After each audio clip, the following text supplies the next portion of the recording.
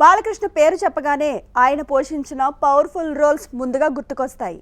Fans సైతం ఆయన emotional రోల్స్నే like చేస్తున్నారు. అఖండ సినిమా తర్వాత నుంచి బాలయ్య కెరియర్ గ్రాఫ్ మారిపోయింది. ప్రతి చిత్రంలోనూ వైవిధ్యం ప్రదర్శిస్తూ సాగుతున్నారు ఆయన. వీరసింహారెడ్డి, భగవత్ సింగ్ కేసరి, అఖండ 2 చిత్రాలను పరిశీలిస్తే ఈ విషయం ఇట్టే తెలిసిపోతుంది. బోయపాటి శ్రీను, గోపీచంద్ మరనేని, అనిల్ రావిపూడి, బాబీ ఎవరికి వారు తమదైన పంథాలో బాలయ్యను డిఫరెంట్ రోల్స్లో స్క్రీన్పై ప్రజెంట్ చేశారు. బాలయ్య 111వ చిత్రానికి గోపీచంద్ మరనేని దర్శకత్వం వహిస్తున్నారు.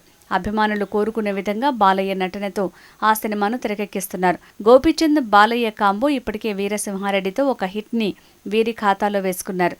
ఇక బాలయ్యతో తొలిసారి పనిచేస్తోన్న కొరటాల శివ మూవీపైనే అందరి చూపు సాగుతోంది. దాంతో ఆ ప్రాజెక్టుపైనే ఎక్కువ ప్రెషర్ పడుతోందనే టాక్ వినిపిస్తోంది. మిర్చితో ప్రభాస్ని, శ్రీమంతుడు, భరతను నేను సినిమాల్లో మహేష్ను డిఫరెంట్గా ప్రజెంట్ చేశారు.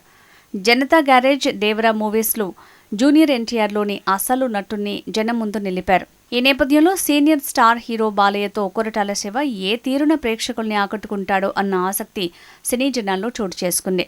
పైగా బాలయ్య ఇమేజ్ని ఉపయోగించుకుంటూనే కొరటాల శివ నవతరం ప్రేక్షకులు మెచ్చుకునే తీరులో సినిమాను తెరకెక్కించాల్సి ఉంటుంది.